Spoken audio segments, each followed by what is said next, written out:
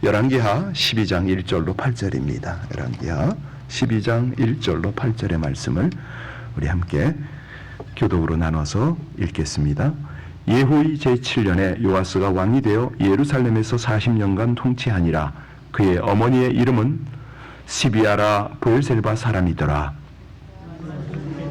여호야다가 그의 교훈하는 모든 날 동안에 여호와 보시기에 정직히 다만 산당들을 제거하지 아니하였으므로 백성이 여전히 산당에서 제사하며 분향하였더라.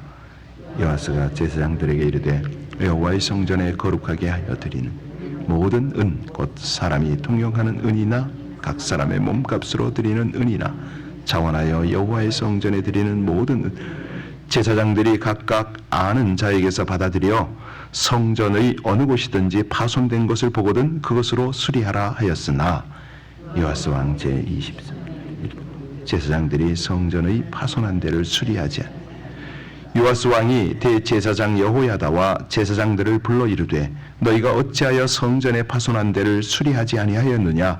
이제부터는 너희가 아는 사람에게서 은을 받지 말고 그들이 성전의 파손한 데를 위하여 드리게 하라. 제사장들이 다시는 백성에게 은을 받지도 아니하고 성전 파손한 것을 수리하지도 아니하기로 동의하니라. 아멘. 장례 때마다 특별한 하나님의 은혜가 있고요. 그 독특한 그 분위기가 있습니다. 어제 깜짝 놀란 게 우리 교회를 다니던 10여 년을 다녔는데 그 여집사님이 갑자기 나타나서 우리 전하섭 장로님의 며느리로 나타나서 제가 살짝 충격도 받고 놀랐습니다. 그런가 하면 또 한 자매님은 두 자매죠. 얼마나 우는지 누군가 굉장히 궁금했습니다. 누구지? 우리 전원자 권사님의 이쪽 직계는 없는 걸로 아는데 뭐 예배 시간에도 울더니 또 환송할 때도 울고 하간할 때도 그런 모습을 보면서 궁금해서 물었어요. 누구냐고. 그랬더니 이모랍니다. 조카가 있냐고 그랬는데 우리 아는 권사님이 저에게 말합니다. 우리가 활동을 할 때 서로 이모라고 불렀다는 거예요. 그래서 어떻게 저렇게 많이 울 수 있냐고, 어떤 관계였냐고 그랬더니 우리 전원자 권사님이 음식을 그렇게 맛있게 해줬대요. 그런데 음식보다 더 중요한 게 말로 위로도 해주고 격려해주고 그렇게 친절을 베풀었답니다. 그래서 야, 이런 거구나. 그 자리에서 그런 느낌을 받았습니다. 좋은 멘토와 같은 그런 관계였나 봐요. 뭐 정확하게 알 수는 없지만은 그 짧은 시간에 어떻게 깊은 대화를 하겠습니까? 그런데 그 느낌은 참 우리 전원자 권사님이 신앙생활을 참 잘하셨구나. 우리 장로님도 마찬가지지만 한 목사님은 오랜만에 만났습니다. 아니 어떻게 오셨냐고 제가 물었죠. 그랬더니 우리 김건수 목사님 하시는 말씀, 전 장로님하고 축구 좀 찼답니다. 그리고 이렇게 저렇게 아는 관계라서 오늘 오게 됐다고 인사를 하시더라고요. 사실 우리가 이런 장례는 물론이고 하나님께서 펼치시는 우리 주변의 모든 상황과 관계, 역사를 통해서 교훈을 배울 수가 있습니다. 특별히 우리 하나님의 역사를 잘 공부하면 우리의 실수를 미연에 방지할 수 있을 뿐만 아니라 우리의 앞길이 아주 지혜로운 그런 어떤 길을 따르게 되겠지요. 대개 역사를 통해서 아무것도 배우지 못하기 때문에 과거의 실수를 되풀이하는 어리석은 삶을 사는 정치인들, 사업가들 많이 보죠. 그래서 역사는 발전되지 않고 반복되는 그런 경우가 많지 않습니까? 개인적으로는 조금만 형통해지면 교만해지기 쉽고요. 조금만 어려움을 당하면 절망할 때가 있는 그런 모습들을 우리가 봅니다. 우리 그리스도인들의 다른 점은요, 모든 일에는 우리 하나님의 깊으신 섭리가 있다.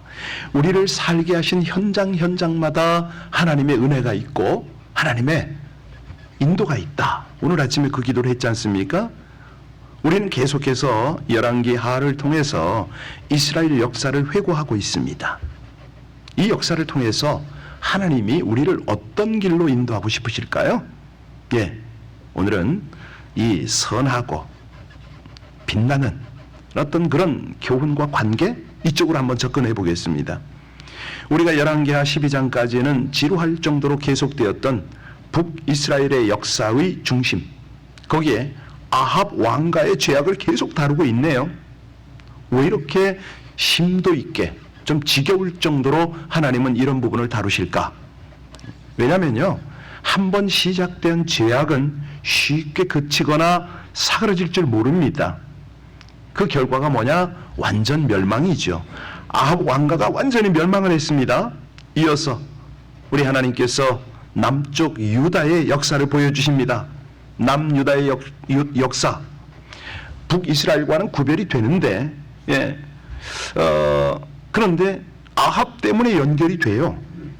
왜? 아합의 딸 아달랴가 남유다 여호사밧 가에 결혼을 해왔기 때문이지요. 우리가 11장까지 쭉 보면서 아합의 딸 아달랴, 그 아들 아하시야 왕, 그러니까 죽자 기회를 잡습니다. 왕의 자손들을 멸절하고 왕이 되어서 6년을 다스렸어요. 다윗 왕가의 멸문 직전에 아하시야의 누이의 제사장 여호야다의 도움으로 요아스가 구사일생 한 거 우리가 보았잖아요. 드디어 왕자에 등극을 했습니다. 아달랴는 그때 죽임을 당했죠. 자, 요아스가 몇 살에 등극을 했습니까? 7살에. 몇 년간 통치했죠? 40년간. 그 기간이 어떤 상황이었냐면 여호야다가 살아있는 기간입니다. 제사장. 그 기간. 그런데 죽고 난 다음 둘로 구분이 되죠. 그러니까 이제 다시 말하면 요아스 왕의 40년 통치 기간이 제사장에 살아있고 죽고 두 구분을 한다는 거죠. 이렇게 구분하는 이유가 뭐냐면 제사장 여호야다가 살아있는 동안에는 요아스가 이 여호야다의 교훈을 받습니다. 지침을 그대로 따라요. 그러니까 하나님께 범죄함이 없고 정직하게 개혁적인 많은 일을 했습니다. 반면에 여호야다가 죽고 나니까 그만 불신앙의 길을 가게 되더라. 이걸 이제 요즘 말로 바꾸면 여호야다가 참 좋은 멘토였던 거죠. 영적 스승이었던 거죠. 하나하나를 아주 섬세하게 가르치고 기도하며 이끌어줬기 때문에 그 길을 따랐던 겁니다. 그런데 사실은 이 요아스가 이런 영향을 받고 자기도 그 좋은 멘토로서 국민들을 지도했으면 얼마나 좋았겠습니까? 이게 안 되는 거예요. 본문은 여호야다가 살아있는 동안에 요아스가 그렇게 잘했는데도 그가 죽고 나니까 갑자기 아랍의 침공을 당해서 어려움에 처하게 되는 그런 상황입니다. 그때 성전의 보물을 꺼내서 뇌물로 주고 나라의 위기를 모면하려고 한 처신, 그의 험악한 최후를 보면서 우리가 이제 어떤 의아심을 가지게 되잖아요. 이런 일들이 왜 일어날까? 그 원인이 뭘까? 이제 그 배경을 우리가 조금 더 구체적으로 알기 위해서는요, 여러분 성경에 있나 모르겠습니다. 제 성경에는 이제 배경 구절이 이렇게 표시가 돼 있어요. 자, 역대하 24장에서 그것도 14절 25절에 보면 자세히 나와 있거든요. 요아스가 왜 이렇게 갑자기 불신앙이 길을 갔는가? 거기 17절 18절에 보면요, 사악한 자의 조언을 쫓았다 이렇게 되어 있습니다. 그러니까 누가 멘토냐 굉장히 중요한 거죠. 그래서 요아스가 우상 숭배를 부활시켰어요. 제사장 여호야다의 사후에 유다 방백들의 사교를 쫓았습니다. 그러니까 우상 숭배를 자행을 한 거죠. 자, 오늘 3절 보시면 이제 그게 나옵니다. 3절 같이 읽겠습니다. 다만 산당들을 제거하지 아니했으므로 백성이 여전히 산당에서 제사하며 분향하였더라. 안타까운 것은 이 요아스의 이중적 신앙 인격의 단면을 보고 있습니다. 그러니까 약한 거죠. 7살에 왕이 되었고 사실은 뭐 왕의 수업을 따로 받지는 않았지 않습니까? 그리고 지속성이 없는 그 성품을 여기서 보여줍니다. 요아스를 구하시고 왕으로 세우신 분이 하나님인데 성전에 피하게 하시고 제사장 여호야다의 말씀, 역사적 교훈 속에서 자라게 하신, 그러니까 요아스는요 인간적 왕의 수업을 받지 않고 우리 하나님의 왕가의 신정 통치 수업을 받았잖아요. 이 하나님의 마음을 조금이라도 헤아렸으면 이렇게까지는 안 갔을 텐데 하나님의 마음을 저버린 거죠, 결국은. 자, 하나님께서는 솔로몬이 성전을 건축하고 난 후에 그 성전을 하나님께 제사하는 곳이라 정하고 말씀을 하셨어요. 내 눈과 마음이 항상 여기 있을 것이다. 예. 근데 산당은 더 이상 하나님께 제사 드리는 방법이 아니라는 거죠. 그럼에도 불구하고 솔로몬 이래로 산당을 찾는 일이 있었고 그게 점점 불신앙이 되었고 멸망길로 가는 지름길이었던 거죠. 사실 산당은 솔로몬 때부터 시작된 일이다. 우리 알고 있잖아요. 이 솔로몬이요 성전을 그렇게 훌륭하게 건축하고 난 뒤에도 산당을 제하지 않았어요. 이방 여인과 통혼하는 결과를 낳게 되고 그로 인해서 솔로몬의 부와 귀와 아름다움이 점점 땅에 떨어졌고요. 이런 일들이 그냥 후대에 계속 벌어지는 겁니다. 하나님의 은혜로 살아났고 그 신당에서 피해서 그렇게 자랐던 요아스 역시 산당을 제하지 않고 한 수 더해서요. 역대하 24장 25절을 보면 여호야다가 죽으니까 그의 아들 스가랴가 요아스에게 말씀을 전해요.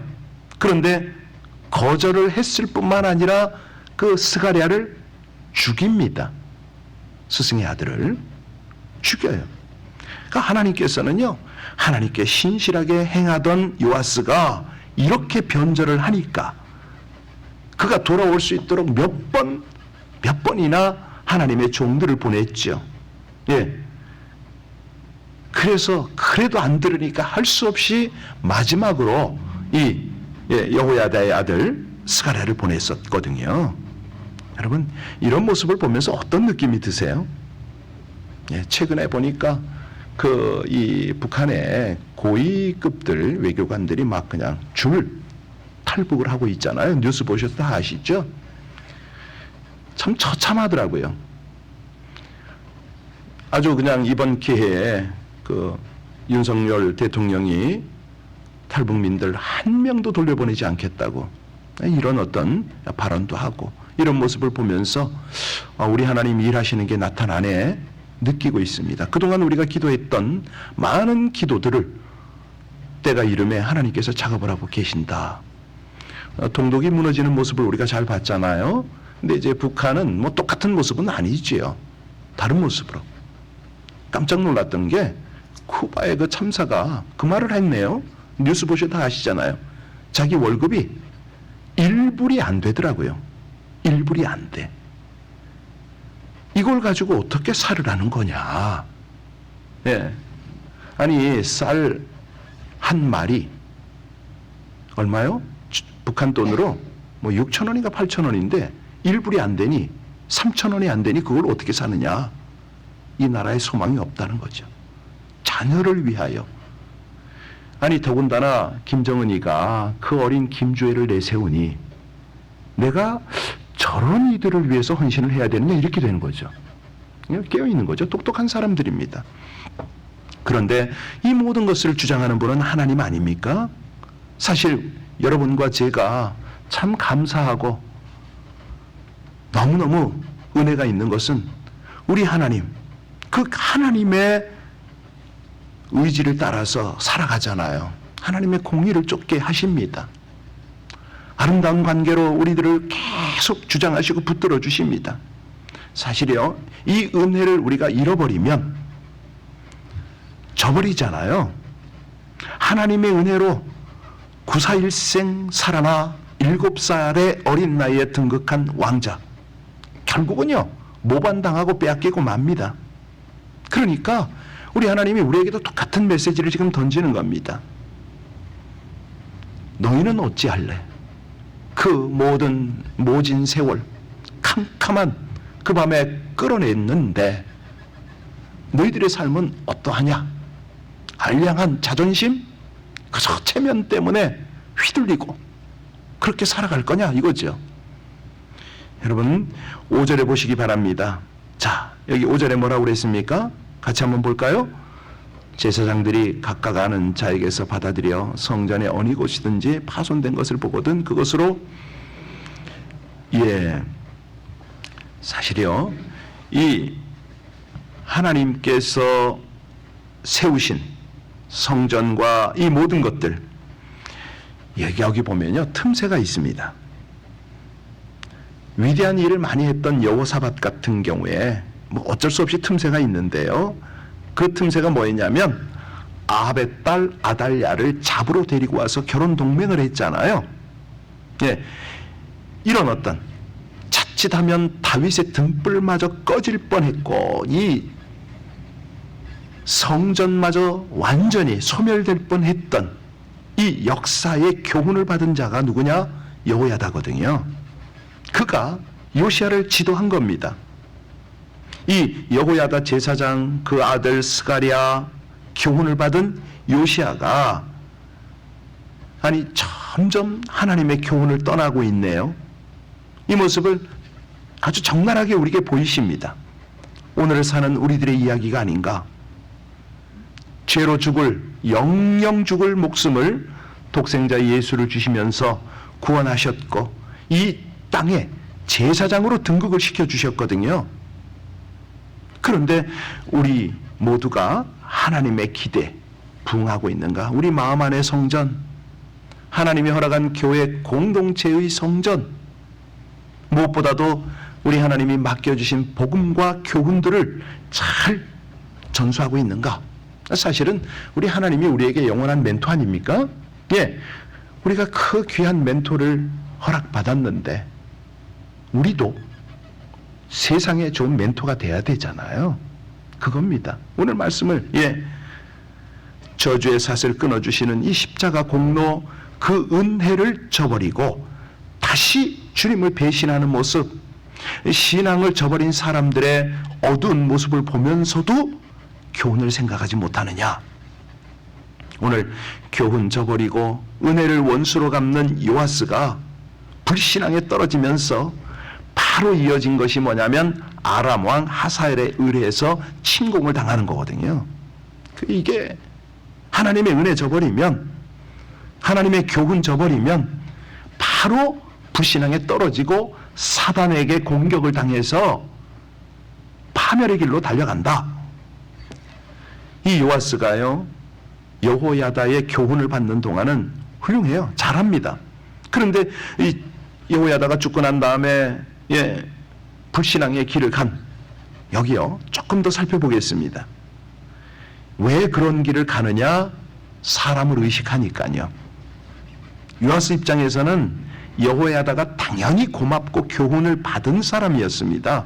그런데 여호야다가 죽고 나니까 요아스는 어떤 생각을 합니까? 스승의 가르침을 따라 하나님께 두었던 시선이, 그 시선이 어디를 향한다고요? 사람들을 향합니다. 여호야다를 누가 보냈습니까? 하나님이 보내신 것을, 그걸 보면 좋았을 걸. 역사를 통해 교훈하시는 분이 하나님이라는 것을 집중해야 되는데 그 선물을, 귀한 멘토를 주신 하나님을 보지 않고 사람만 자꾸 봅니다. 그러니 이럴 때 우리 하나님의 심정이 어떠시겠습니까? 너무 많은 사람들이요 실패하고 무너지는 게 바로 이거거든요. 지금 가지고 있는 부와 건강, 이 모든 것을 주신 분이 하나님이신데, 그 하나님이 우리의 걸음을 동행해 주시는데, 미리미리 챙겨주시고 인도해 주시고 복을 내려주시는데 놓칠 때가 너무 많습니다. 사람 보고 환경 보고 거기에 휩쓸리고. 사실 요시야처럼 처음에 잘하다가 어느덧 실수하는 분들 많이 보잖아요. 그런데 그거 있을 수 있어요. 사람이니까. 그런데 더 안타까운 게 뭐냐? 잘 될 때 하나님을 잃어버리는 거죠. 여호사밧도요 부귀와 영광이 극하였습니다. 그래서 이제 아합과 더불어 연혼했는데, 그런데 시선 전환이 되질 않아요. 하나님을 더 이상 의지하지 않습니다. 사람 바라보고 재물에 관심 많고 세상 의지하고 이렇게 되는 겁니다. 이 세상은 이런 것들 때문에 무너집니다. 세상 의지하는 사람 한 사람도 제대로 서가는 거 보셨습니까? 그런데 하나님을 의지하는 사람들이요, 재물 무너져도 건강 무너져도 끄덕이 없습니다. 그렇다면 오늘 본문을 통해서 내릴 결론이 뭐냐? 지혜로운 신앙인이 누구냐 이거죠. 하나님의 교훈을 빛나게 하는 거다. 그렇게 사는 거다. 디도서 2장 7절로 10절을 제가 읽겠습니다. 범사에 네 자신이 선한 일에 본을 보이고 교훈에 부패하지 아니함과 단정함과 책망할 것이 없는 바른 말을 하게 하라. 이는 대적하는 자로 하여금 부끄러워 우리를 악하다 할 것이 없게 하려 함이라. 종들은 자기 상전에게 범사에 순종하여 기쁘게 하고 거슬러 말하지 말며 훔치지 말고 오히려 모든 참된 신실성을 나타내게 하라. 이는 범사의 우리 구주 하나님의 교훈을 빛나게 하려 함이라. 이거거든요. 그러니까 하나님과 빛나는 관계로 살아가라 이거죠. 그때 하나님께서 붙이시는 멘토를 알아본다는 겁니다. 좋은 관계, 하나님의 좋은 교훈을 받는 그런 관계, 받을 뿐만 아니라 흘려보내는 그 관계, 이거를 만들어내는 거죠. 모든 선한 행실의 모범입니다. 사실은 이런 태도야말로 순수하고 위엄이 있잖아요. 책 잡힐 게 없는 건강한 함이죠. 영적인 강건함이죠. 그럴 때 반대자들도 사실요, 우리를 걸어서 나쁜 말이 할 것이 없는 거죠. 오히려 그들이 부끄러움을 당하게 되겠죠. 성경 인물 중에 요셉이 바로 그런 사람 아닙니까? 그는 보디발의 아내, 감옥에서 만난 두 관원장, 그리고 바로와 이야기할 때도요, 중심이 정확합니다. 하나님께 충성입니다. 그러니까 하나님께서 단숨에 그를 올리잖아요. 여러분, 이런 역사를 우리도 체험하고 우리 후대도 체험해야 될 거 아닙니까? 그렇다면 이 하나님의 역사, 하나님의 교훈을 따르길 힘쓰는 거죠. 여러분 참 잘하고 계세요. 새벽마다 하나님의 말씀을 집중하려고 노력하시고 무엇보다도 그 말씀 붙잡고 그렇게 살기를 원하여 간절히 기도하고 있으니 틀림없습니다. 그런데 사람 의식하지 말라는 거죠. 재물이고 환경이고 이런 것에 눌리지 말라는 것입니다. 하나님 신신당부를 합니다. 하나님께 집중하고 말씀 묵상하고 교훈받고 충성하라는 겁니다. 손해 되는 것처럼 보여도, 이해가 되지 않아도, 경험이 다르다 할지라도 그냥 오직 한 길을 가는 거죠. 말씀을 충정하고 가는 겁니다. 우리는 하나님 말씀에 순종함으로 하나님을 감동시킬 수 있습니다. 하나님의 역사를 체험하고요, 그 역사를 보면서 깨닫습니다. 하나님이 일하시는 게 보이지요. 하나님의 교훈을 끊임없이 살피면서 하나님을 의지하는 사람이 빛나는 사람이다. 하나님의 선한 의지를 따르려고 하는 겁니다. 우리 하나님이 말씀으로 역사를 통해서 교훈하시는 목적은 뭡니까? 분명합니다. 우리 하나님의 말씀, 하나님의 역사가 회방을 받지 않는 데 있고 선하다는 것을 인정받는 게 있을 뿐만 아니라 하나님의 사람들을 세우는 거죠. 그래서 하나님의 영광이 드러나는 것입니다. 오늘도 이 은혜가 우리 각 사람과 특별히 우리 자녀들에게 흘러가기를 주의 이름으로 축복합니다. 기도하시겠습니다. 언제든 어느 곳에서든 진심으로 하나님을 섬기기를 원합니다. 영적 게으름과 나태함을 멀리하게 하여 주옵소서. 우리 하나님께서 사명을 맡기실 때 깨어서 성실하게 행하기를 원합니다. 전통과 관습에 빠져 진리를 외면하지 않게 하여 주시고 말씀과 기도로 기초를 바로 세우고 또 그 능력으로 살아갈 수 있게 하여 주시옵소서. 우리 하나님의 선한 의지를 따라 빛나고 아름답고 영광스러운 관계로 우리 모두가 살아가기를 간절히 원하여 예수님 이름으로 기도하옵나이다. 아멘.